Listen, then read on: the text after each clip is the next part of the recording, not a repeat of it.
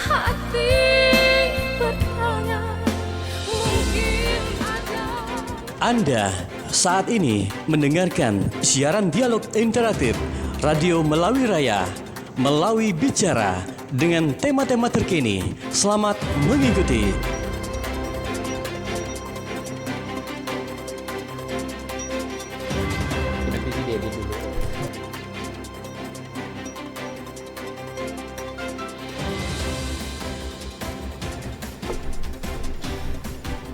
Assalamualaikum warahmatullahi wabarakatuh. Selamat pagi pendengar Ramera dimanapun Anda berada.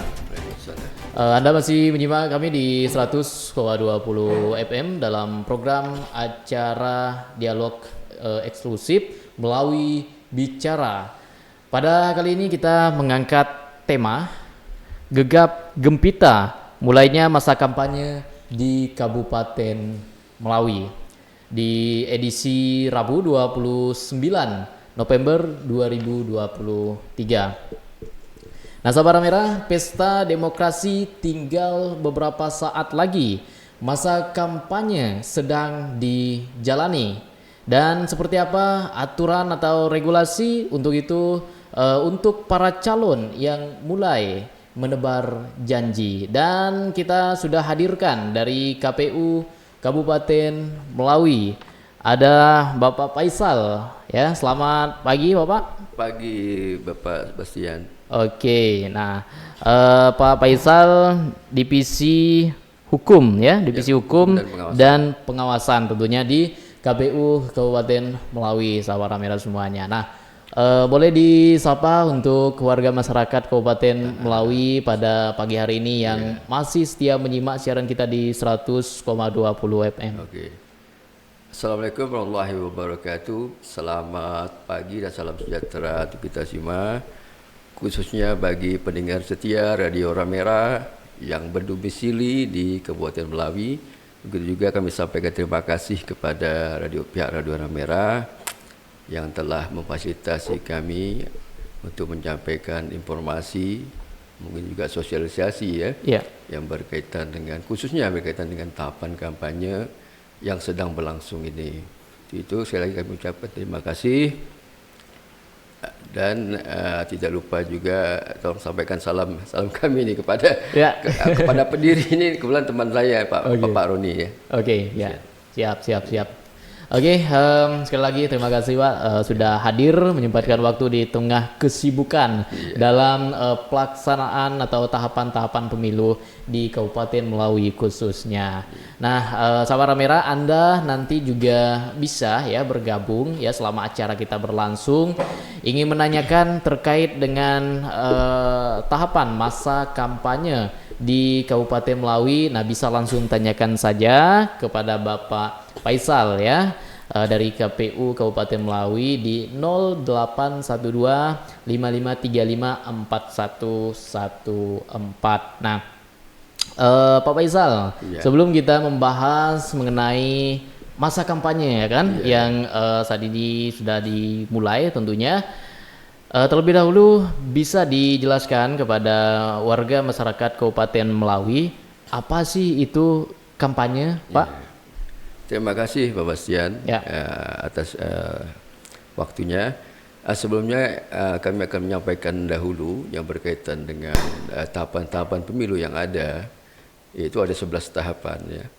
Yang pertama itu tahapan penjabaran program dan anggaran, kemudian tahapan terakhir yaitu pengucapan sumpah janji pasangan calon terpilih ataupun anggota DPRD, DPD dan DPRD terpilih. Nah, yang saat sekarang ini yaitu kita sedang memasuki tahapan kampanye. Yang mana tahapan kampanye ini itu dilaksanakan pada tanggal 28 November itu sampai dengan tanggal 10 Februari tahun 2024. Yang mana sebelum tahapan kampanye ini telah didahului sebelumnya oleh tahapan pencalonan anggota DPRD, DPD dan DPRD beserta pencalonan pasangan calon presiden dan wakil presiden. Yang mana penetapan DCT dari anggota DPRD, DPD dan DPR itu telah ditetapkan pada tanggal 3 November yang lalu. Kemudian pasangan calon itu telah ditetapkan calon presiden dan Wakil Presiden itu telah ditetapkan pada tanggal 13 November kemarin oleh KPU RI. Dan selanjutnya kita masuk pada tahapan kampanye. Kampanye di sini adalah definisinya menurut Undang-Undang 717 tentang pemilu maupun menurut Peraturan KPU nomor 15 tahun 2023 tentang kampanye. Itu adalah kegiatan dari peserta pemilu ataupun partai politik ataupun pihak lain yang ditunjuk oleh peserta pemilu itu untuk meyakinkan pemilih gitu. Untuk meyakinkan pemilih dengan menawarkan visi, misi, program dan cita diri dari peserta pemilu tersebut. Itu definisi dari kampanye pemilu. Definisi dari kampanye sendiri. Oke. Adapun kampanye ini kan sebenarnya sangat banyak manfaatnya sekali bagi masyarakat ya. Nah, seperti apa tuh Pak? Terutama manfaat bagi masyarakat. Di antara itu ini kan merupakan memberikan masukan atau meningkatkan kesadaran dan pemahaman masyarakat itu tentang pemilu gitu. Betul. Kemudian juga mungkin berkaitan dengan supaya masyarakat itu tahu apa saja menjadi hak dan kewajibannya di dalam pemilu ini. Itu di samping sebagai media kontestasi kontestasi di dalam tahapan kampanye ini oleh peserta pemilu. Nah itu secara istilah gitu ya, secara istilah definisi dari kampanye itu sendiri ya kan. Nah kita masuk kepada masa kampanyenya ya kan. Untuk sekarang sudah dimulai tepatnya 28 November kemarin. Hari Selasa kemarin. Selasa kemarin. Nah sudah dimulai. Nah seperti apa kesiapan dari KPU Kabupaten Melawi sendiri ya memasuki masa kampanye ini? Berkaitan dengan kesiapan dari KPU Kabupaten Melawi, kebetulan Pak pada tanggal 27 November kemarin Bapak Sian itu diadakan deklarasi kampanye damai. Itu diadakan di Jakarta, diadakan di kantor KPU RI di Jalan Imam Bonjol yang mengundang seluruh ketua dan anggota KPU di tingkat provinsi maupun dalam undangannya juga hadir juga para ketua umum dari seluruh partai politik beserta pasangan calon yang ada yang sudah ditetapkan. Nah sebelum awalnya kita memasuki kampanye memang selayaknya kita melakukan menjalin komitmen dulu Pak dengan peserta pemilu juga mungkin stakeholder yang ada kan. Dengan KPU, Bawaslu yang ada untuk bisa menjamin bahwa pelaksanaan tahapan kampanye pemilu ini dapat berjalan dengan lancar dan sukses, aman dan damai, serta suasana bisa menciptakan suasana kondusif khususnya di Kabupaten Melawi. Untuk itu diawali dengan deklarasi perdamai yang dilakukan di pusat, yang mana berkaitan juga dengan persiapan KPU di Kabupaten Melawi ini. Itu langkah awalnya gitu. Kita harus komitmen dulu terkait dengan itu. Itu kan untuk di pusat ya kan, artinya di Jakarta. Nah, kalau untuk di Kabupaten Melawi sendiri, apa saja yang sudah dilakukan? Mungkin ada program-program atau kegiatan-kegiatan, jadwal-jadwal tersendiri? Yang berkaitan dengan kampanye, di tahun kampanye di Kabupaten Melawi ini kebetulan pihak KPU ini telah mengeluarkan SK penetapan lokasi APK di sekitar Kabupaten Melawi ini, yang mana penetapan lokasi APK tersebut itu sebelumnya itu sudah didahului dengan berkoordinasi dulu pihak KPU dengan pemerintah daerah yang ada tingkat kabupaten, kemudian dilanjutkan juga koordinasi oleh PPK, Badan Ad Hoc kami tingkat kecamatan berkoordinasi dengan pihak pemerintah kecamatan yang ada untuk menentukan serta menetapkan lokasi pemasangan APK yang sudah ditentukan. Itu berdasarkan surat keputusan KPU Kabupaten Melawi nomor 395 yang ditetapkan pada tanggal 20 November kemarin. Kemudian juga kami KPU ini telah melakukan sosialisasi juga Pak terkait dengan itu kepada khususnya peserta pemilu pada partai politik yang ada yang terkait dengan peraturan 15 PKPU 15 tahun 2023 PKPU 20 tahun 23, PKPU 20 tahun 23 ini Pak, itu dikeluarkan, itu perubahan dari PKPU 15 itu berdasarkan keputusan MK nomor 65 yang berkaitan dengan bahwa di fasilitas pemerintah dan tempat pendidikan itu dibolehkan melakukan kampanye, tapi dengan catatan gitu. Nah, apa itu? Jadi diboleh dilakukan kampanye di fasilitas pemerintah itu, di sini itu yang pertama itu harus seizin pemilik gedung tersebut, Pak, yang bertanggung jawab terhadap gedung tersebut kan. Jadi pihak peserta pemilu itu kalau ingin menggunakan gedung tersebut, pertama harus seizin pemilik gedung tersebut atau penanggung jawab gedung tersebut kan. Kemudian tidak boleh membawa atribut partai politik atau atribut kampanye, Pak, yang berbau atribut itu tidak boleh dibawa di gedung tersebut. Kemudian pelaksanaan itu, metode pelaksanaannya itu dengan cara pertemuan terbatas atau pertemuan tatap muka. Jadi dalam ruangan. Kedua, berkaitan dengan di tempat pendidikan itu hanya sebatas untuk perguruan tinggi saja, Pak.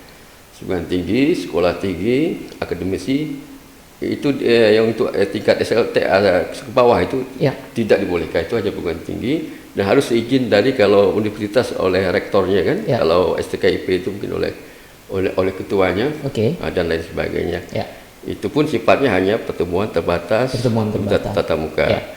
Dan sebelumnya peserta pemilu itu lewat petugas kampanye atau pelaksana kampanye itu harus memberitahukan, Pak, ataupun izin tadi, berkoordinasi izin yang diberikan oleh pemilik tempat tersebut kan, pemilik tempat tersebut itu salinannya itu disampaikan kepada KPU dan Bawaslu sesuai dengan tingkatannya.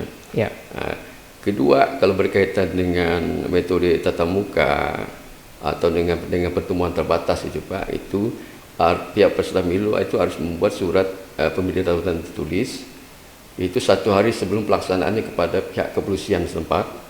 Kemudian salinannya itu disampaikan kepada KPU dan Bawaslu sesuai dengan tingkatannya. Ini sebenarnya kalau saya mau lebih eksplor panjang banyak.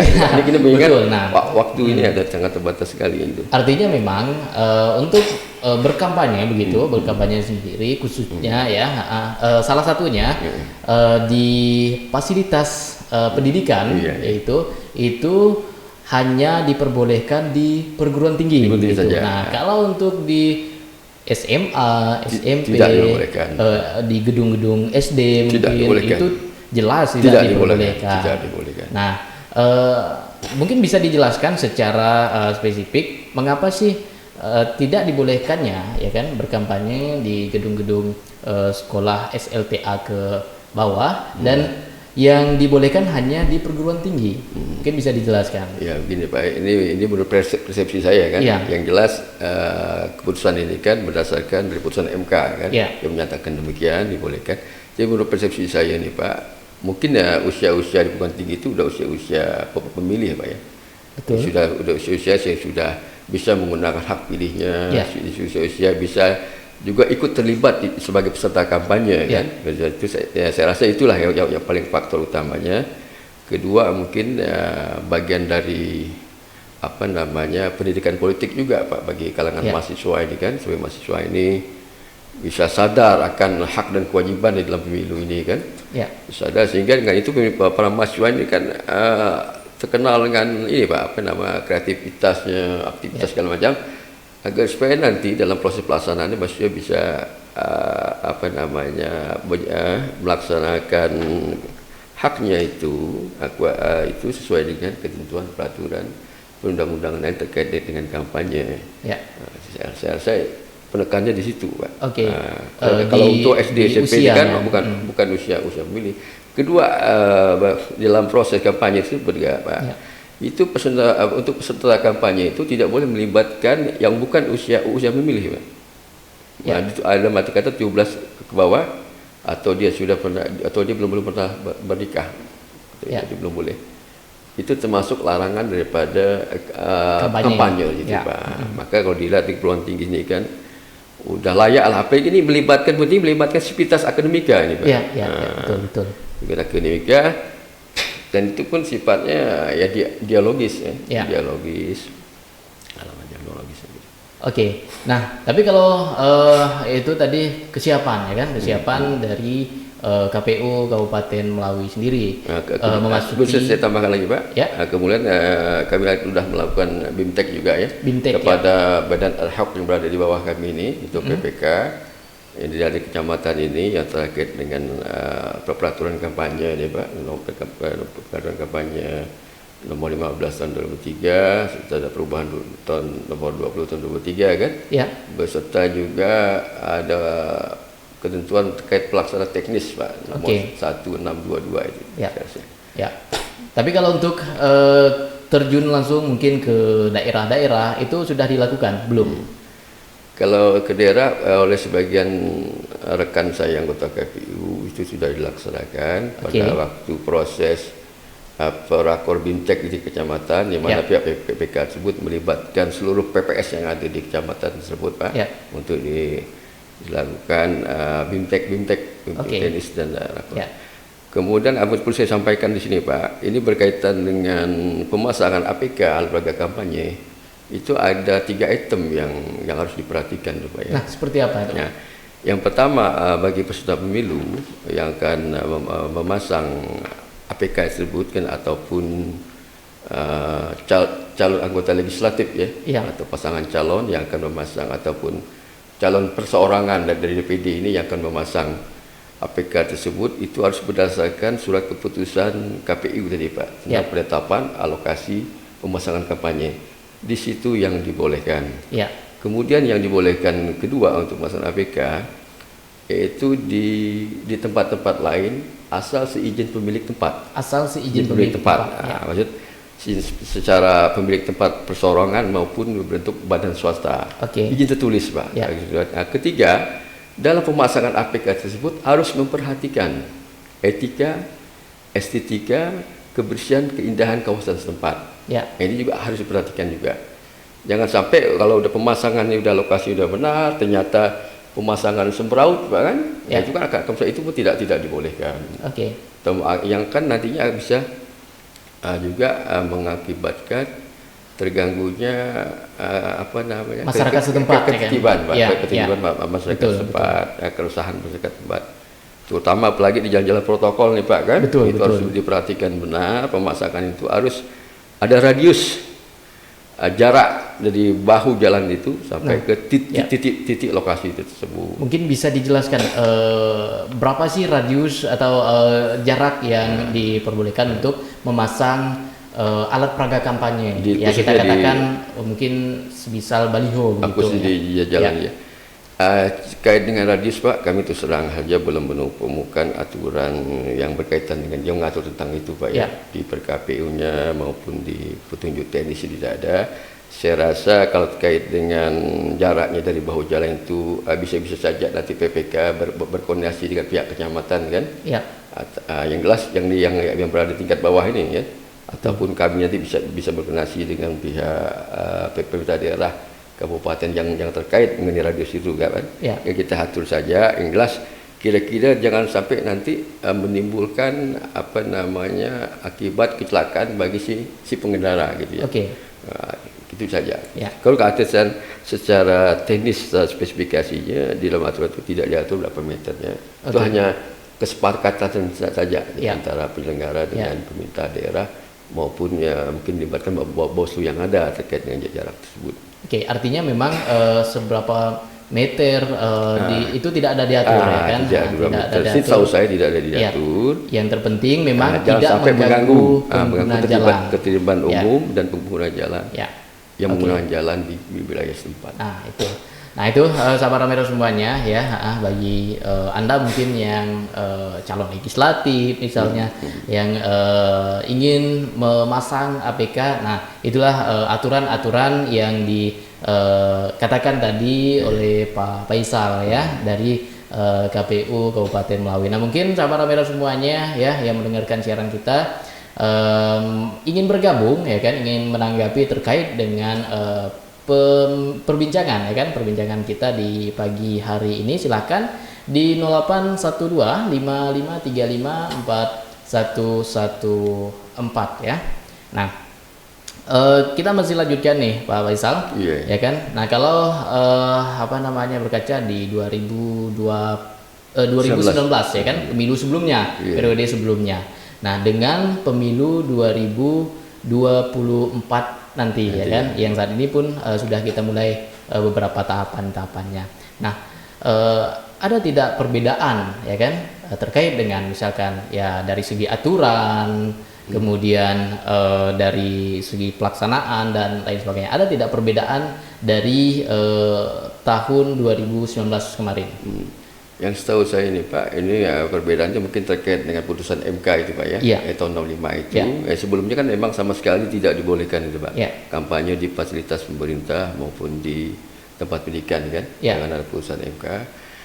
Kedua mungkin Pak, ini terkait dengan apa namanya, di periode lalu itu ada KPU itu memfasilitasi itu Pak, Iya. terkait dengan apa namanya APK. Jadi dengan APK beliau ini kan itu sudah diatur secara rinci dan secara Ya. teknis itu berapa ukurannya panjang lebarnya Ya. maupun apa namanya materi dan desainnya kan itu kan diatur Ya. secara jelas, secara rinci dan jelas.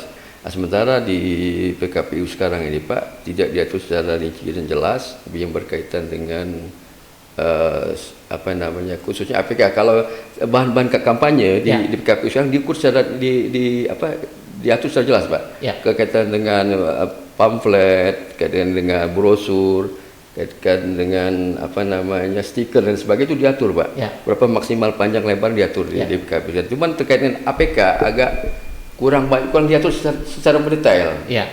Cuman ada yang diatur terkait dengan KPU kabupaten bisa memfasilitasi terkaitan dengan APK ini khususnya baliho nih Pak ya. Nah. Sesuai dengan keputusan KPU nomor 1621 itu terkait dengan teknis pelaksanaan kampanye tersebut itu dibolehkan itu Pak.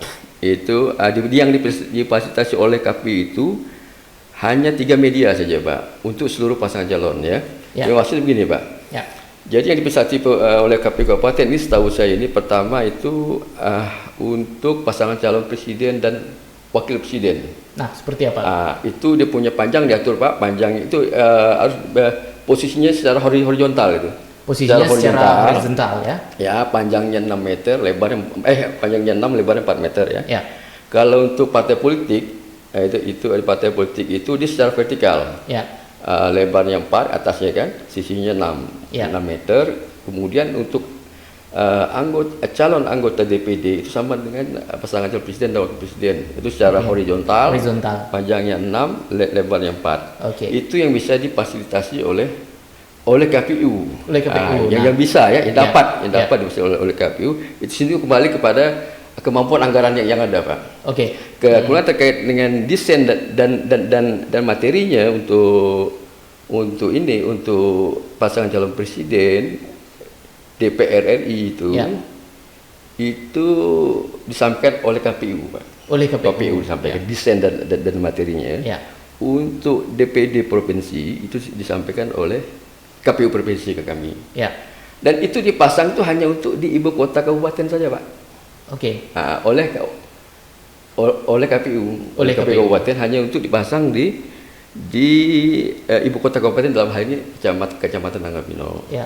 Itu terbatas sifatnya. Terbatas. Dan tidak untuk di ibu kota kecamatan yang ada di lain selain di ibu kota kabupaten kecamatan Nanggapino. Oke. Jadi satu media untuk seluruhnya Pak. Misal satu media itu untuk 3 pasangan calon presiden. 3 pasangan calon. Satu baliho itu satunya untuk seluruh partai politik. Ya. Satunya lagi itu untuk seluruh anggota DPD provinsi yang ada. Oke, itu yang dari KPU-nya. Ya, oke. Tuh, ya hanya situ saja. Ya. Kalau setahu saya yang PKPU yang lalu itu kan secara rinci gitu Pak kan, Ya, tidak betul. ditentukan. Apalagi saya kan terlibat di KPU ini baru dalam periode ini kan. Ya. Terus saya pun baca juga Ya. pada periode lalu kan. Saya rasa itu yang ada perubahan itu Pak, dua itu. Kemudian juga mungkin mungkin ada semacam ini Pak terkait dengan teknologi sistem informasi ini kan. Ya. Mungkin ada yang dulunya belum ada di pemilu tahun 2009. Mungkin di pemilu tahun 2004 ini sudah dimunculkan seperti aplikasi itu Pak, yang dibuat oleh KPU RI itu kan, untuk mempermudah untuk melayani peserta pemilu maupun pemilih itu kan, dalam melaksanakan haknya dan haknya maksudnya di dalam proses pemilu ini. Tadi juga sudah ada singgung sedikit ya kan mengenai tempat untuk berkampanye ya kan, tempat-tempat untuk berkampanye, salah satunya di fasilitas pendidikan. Nah, mungkin selain dari fasilitas pendidikan atau sekolah-sekolah, bisa dijelaskan tempat-tempat yang lain yang satu diperbolehkan untuk berkampanye, kemudian yang kedua yang dilarang atau tidak diperbolehkan untuk berkampanye. Ini perlu saya sampaikan lagi, kampanye ini kan metodenya banyak Pak ya. Jadi maksud Pak Basian ini terkait dengan pemasangan APK, penyebaran barang kampanye, atau kampanye sifatnya dialog. Nah, misalkan kampanye di dengan metode terbuka misalkan. Terbuka. Terbuka kita rapat umum lah misalnya kan. Atau metode dengan pertemuan tatap muka. Ada metode. Jadi gini Pak Basian, jadi di per KPU tentang kampanye tersebut ada kurang lebih 9 metode kampanye Pak Basian.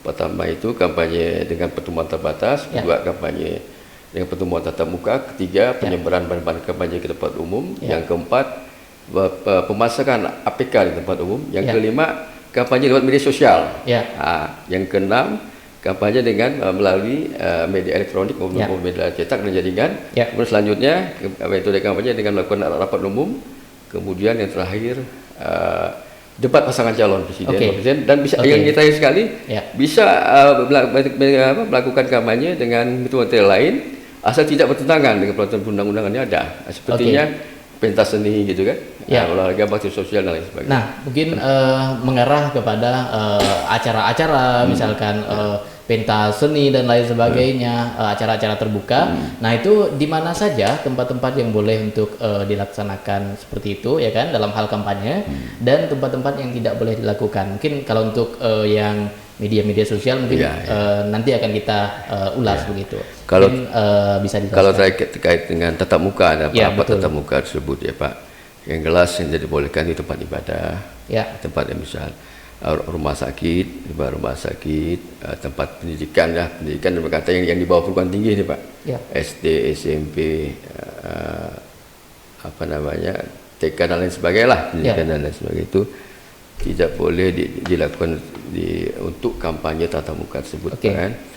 Kemudian yang boleh untuk di fasilitas pemerintah tempat pendidikan tadi yang sudah kita sampaikan kan, itu hanya sebatas metode kampanye dengan cara pertemuan terbatas maupun tatap muka Pak ya. Tidak menggunakan metode kampanye dengan jembaran bahan kampanye Pak, tidak dibolehkan tuh Pak. Tidak dibolehkan dalam di fasilitas milik pemerintah maupun di tempat pendidikan perguruan tinggi tadi, tidak dibenarkan kampanye dengan membawa APK, alat peragaan kampanye ataupun atribut kampanye lainnya, termasuklah bahan-bahan kampanye. Jadi sifatnya dialogis. Itu hanya bersifat dialogis saja ya kan.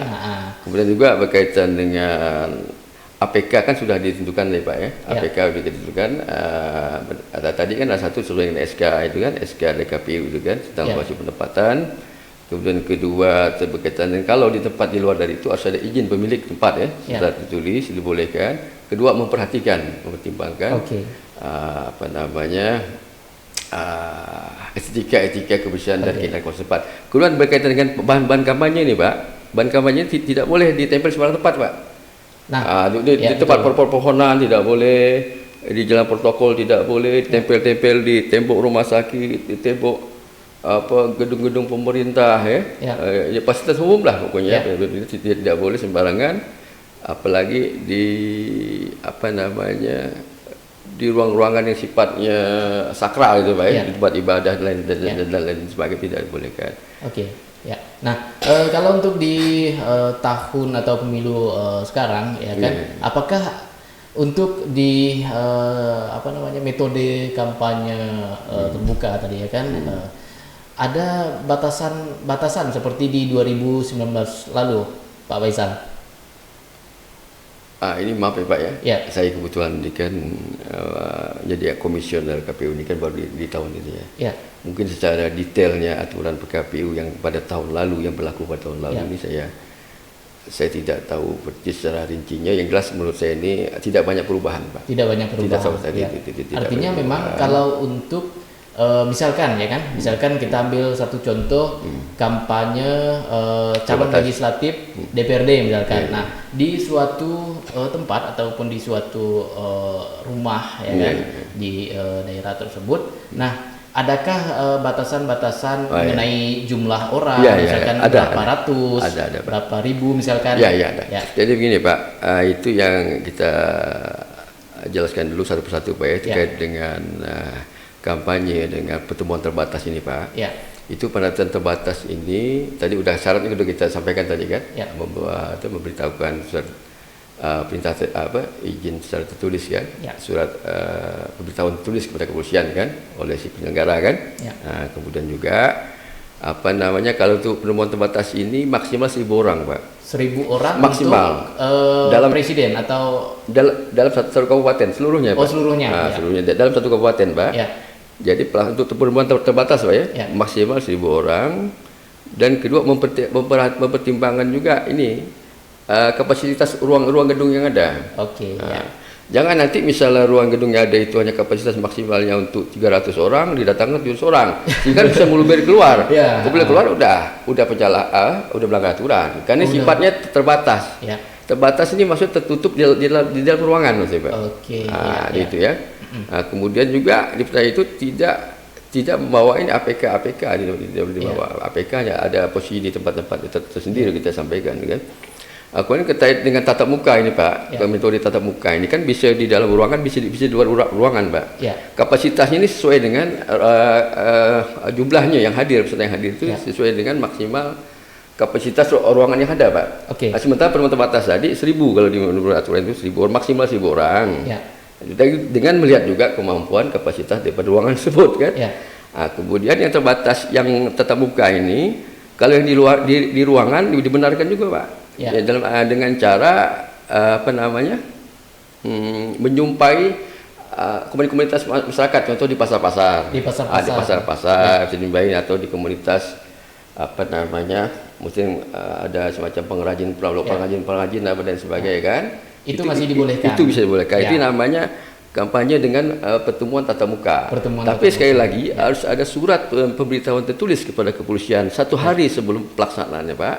Dan salinannya itu diberikan sampaikan kepada KPU dan Bawaslu sesuai dengan tingkatan yang ada. Nah artinya memang kalau sudah tidak mematuhi ya kan terkait dengan aturan tersebut, memang sudah bisa dikatakan hal tersebut pelanggaran gitu ya. Pelanggaran dalam kampanye administrasi gitu. Lah saya rasa pelanggaran administrasi. Nah tapi Pak Faisal, memang kan kita ketahui ada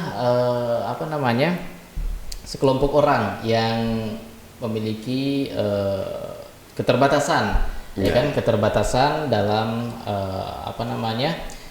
kegiatan kampanye, misalkan seperti PNS ya kan.